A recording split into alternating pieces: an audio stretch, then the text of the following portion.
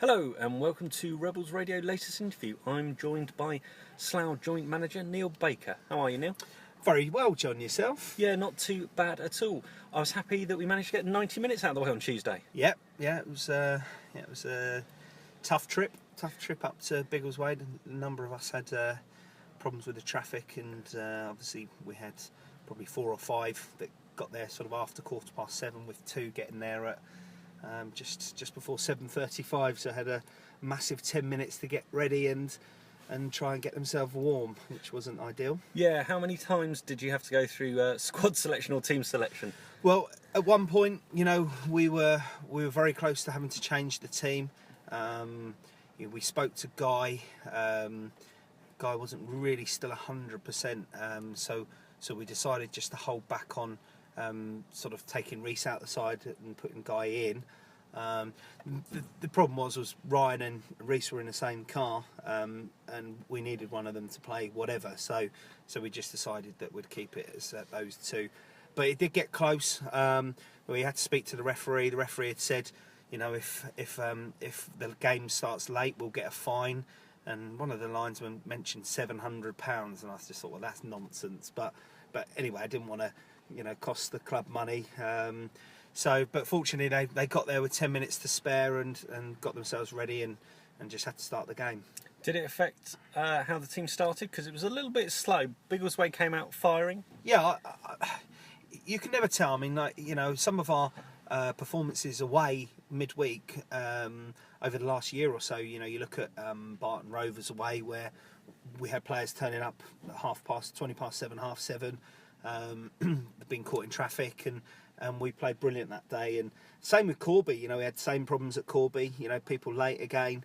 It's nothing to do with them not leaving enough time. It's getting caught in traffic, and and some of them, not being able to get out of work until a certain time. So I'd say for the first 5-10 minutes we were a little bit not slow, but I thought Biggleswade started probably better than us. And then we slowly grew into the game, and we started to have a few chances and whatever else, and then obviously we scored the goal through Eddie.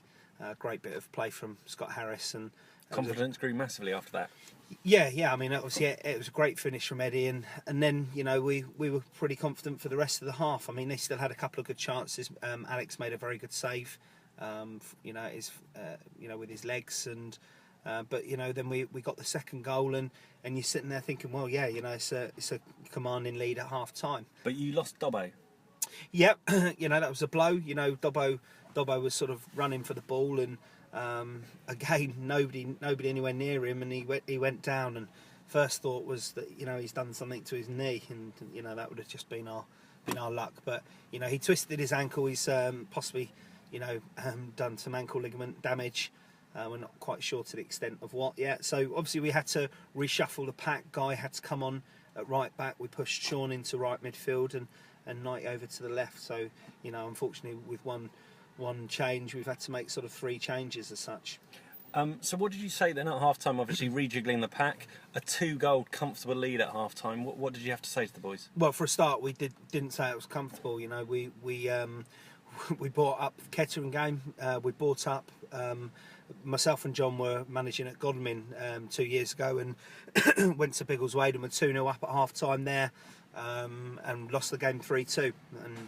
And we warned that there was 2 or 3 that were in that team that day, and we just said, the type of side Biggleswade are, they will not lay down and die. They're a good side, and they don't know when they're beaten. They're a bit like us. They don't know when they're beaten a lot of the time, and we said that they would come out. They've got nothing to lose, and they're the home team, so they'll have a right go at us. And we asked them to try and be professional and kill the game when they could.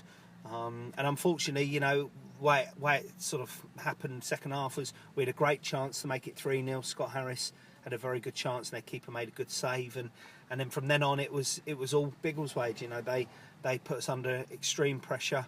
I mean, some of it was our own causing, because we gave the ball away in cheap areas, when we could have kept the ball a little bit better and given the defence a bit of respite. But you have to credit Biggleswade, because they worked so hard to close us down and shut us down, make us make mistakes, and it's something we talk about doing to other teams, and they did exactly that to us. So Yeah, and a key substitution from Biggleswade changed the game really.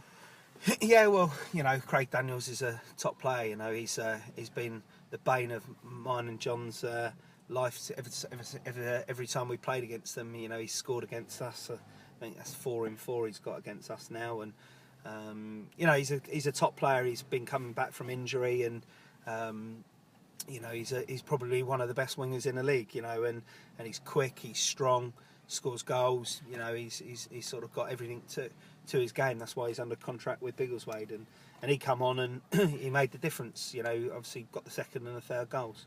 Was it a combination of, was it Slough kind of taking their foot off and playing poorly, or was it that Biggleswade really upped their game and forced Slough into mistakes? I don't think it's I have to say, I've got to give credit to Biggleswade. Yeah, we weren't great second half, but we were made to not look good by Biggleswade, because their tempo increased tenfold, their passing was good. And they put us under a lot of pressure, and yes, we did give the ball away, but as I said, that sometimes comes from when players are shutting you down and not giving you any time, and they make you make mistakes, and unfortunately that's what happened in the second half, and you have to take your hats off to them. So whilst it was disappointing to give up a 2-goal lead, we've come back twice this season from two goal deficits. Obviously we did at Kettering. It's 2-0 is that kind of score in football. We always say at half time, something I've always said, it's one of those nightmare scores, because if they go out second half, the other team, and score the first goal, they've got the momentum. If we go and score the third goal, it's game over, and that's football. And unfortunately on the night, they got that first goal relatively early, and it gave them a good 30 odd minutes to get an equaliser and obviously a winner. But fortunately for us, we came back and showed good character. Yeah, were you concerned, obviously going 3-2 so late on in the game? Well, you think the game's done. It was deja vu for me and John. That they'd done exactly the same to us 2 years ago, and I thought it was going to be a complete deja vu situation. But the deja vu in the end ended up being a last-minute equaliser. Correct, and it's in a game for the second time this season. Absolutely, and it sort of evened itself out, because they got a late equaliser against us, and we've gone and got a late equaliser against them. I know, we didn't give up, and that's the beauty of it. The lads showed character. They could have been completely down in the dumps because they've given away a 2-goal lead, but there was only 2 or 3 minutes left, and they had a go, and obviously a long ball into the box, or long throw into the box from Guys, caused panic, and Eddie's done what Eddie can do, and he's put it in the back of the net, and it was a very good performance from him. So at the end of the day, a well-earned point for Slough? Yeah, absolutely. I said it in the change room afterwards. You're disappointed because you haven't got 3 points, but then you're also delighted because you got a point. So it's you're sort of up, you're down, you're up, you're down, and I think it was probably a fair result on the night. Okay, so moving on now from the result on Tuesday, there's been a few squad changes this week. Yeah. First one being George Short. George is a great lad. George is 20. He's got so many aspects of his game, that are fantastic. And when we train, he's the best. He's the best player in training every time we train. And there's been times where he's shown that in games, and there's been times when he hasn't. And I've been talking. I've had George for almost 5 years now. And so I'm always talking to him about his game and where he needs to improve. And we just felt that he'd sort of gone backwards from where he started so well at the start of the season. We felt he'd gone backwards a little bit, and because of the 4 or 5 games he had missing because of his head injury, we felt that he probably needed to go and get a bit of match sharpness again. And we spoke to him on Sunday night and sort of said that to him, and sort of talked about a loan move for a month. And George said okay, and then he come back to me the next day and said, do you think it's best if I have a fresh start? And if I'm honest, I couldn't tell him no. I felt it was probably the right decision for him, and probably the right decision for us at the current time. And I'm gutted about it, because he's such a good lad. He's if you ever talk to him, he is just a real nice lad. Nice family, best attitude you can possibly want. But he's travelling from Bishop's Waltham, which is near Southampton, and so he's doing that 3 times a week. He's now working. It's a big commitment, that, and when you're not playing, that becomes very, very difficult. And fair play to him. He did it all last season, and he got the rewards because he stuck by it, and he got himself in the side at the end of the season, and was a big part in our promotion. And I'm just delighted he's been able to be part of that, and we've left it on really good terms. And if things change in the future, then I would hope that he would want to come and play for us again. And I hope he really pushes on, because he deserves it. Okay. Any other squad news? Yeah, Adam Cornell, similar boat really. It's we've obviously got Scott, Eddie, Johnny, and unfortunately Adam's probably been 4th choice most of this season and last season. And Adam's a good player, but those 3 are in front of him. And I think a similar sort of thing really, whereby he's been sitting on the bench and he hasn't been getting an awful lot of football recently. And with Johnny sort of coming back to fitness now, he could see the writing on the wall a little bit. And so we had a chat with him, or John had a chat with him yesterday, and felt it was probably best that he moved on. That's sort of come from him, but it probably was on the cards as well. We might have tried to, similar thing with George, possibly get him out on loan for a month or 2, but I think Adam wants to try his luck at step 4, and fair play to him for that.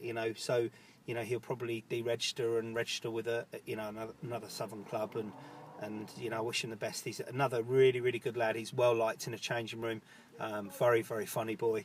And again, it's for him, he's come in and he's had a good 9-10 months at the club. He's been involved in one of the best days, for Slough Town in a number of years, and he played a big part in that playoff final, especially. And I wish him all the best as well. I mean, he might actually still be with us on Saturday, funnily enough, because he hasn't signed for anyone else. He hasn't, as such, spoken to anyone else.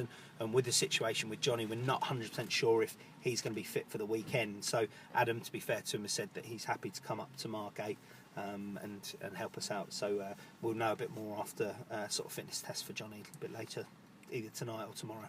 With the departures of the 2 players you just mentioned, George and Adam, is there going to be people coming in? Well, obviously we've got Rummy coming in he gets back on the 16th. He will come straight into the squad. We've got his international clearance. He's all signed on in the league. So his first game will be on the 18th. So he effectively only really misses one more league game, which is Poulton next Saturday. So Rummy's in, but Rummy is only for 7-8 weeks. He's been offered a professional contract in New Zealand, and he's going to be doing that.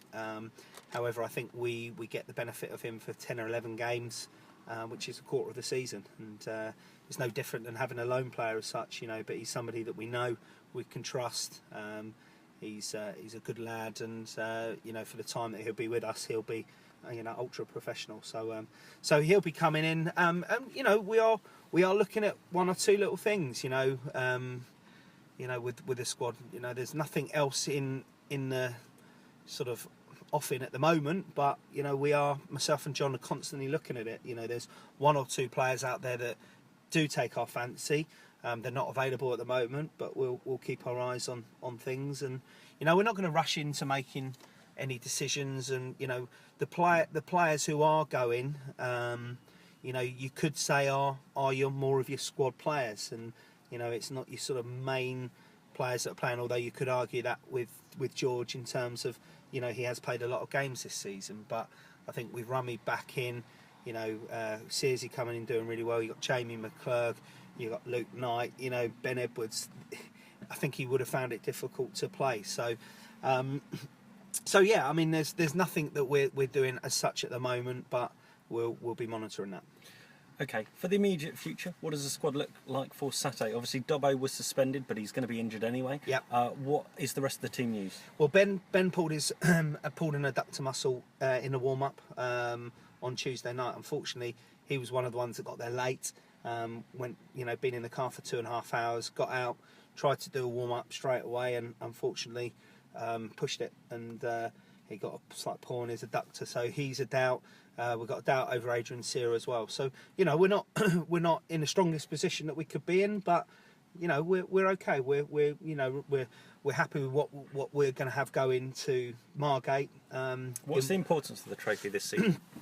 Well, every cup game is important. We've had a nightmare in the cups this year. We've gone out in every round so far. It'd be lovely to not have to do that, at Margate, but tough ask to go there. Win it under no illusions. It's for us. Saturday is something that we can go and enjoy. And take the shackles off the lads a little bit and just tell them to go and enjoy it and have a go. I know Margate have talked a lot about teams going there and shutting up shop and trying to hit them on a break and whatever else. And we're probably not going to do that. We're going to go and enjoy ourselves and have a bit of a go and see what happens. I mean, they've got some top players. They've got big budget down there, and also a very, very impressive home record. Only beaten once this season. Yeah, I mean, they're a top side. They are a side that's been put together by Terry Brown and Stuart Cash. Two guys who I know very, very well and respect greatly. Terry's a local guy. Lives in Binfield, and Cashy I played under at Aldershot. So the side that they've put together is not a step 3 side. It's a step 2 / step 1 side.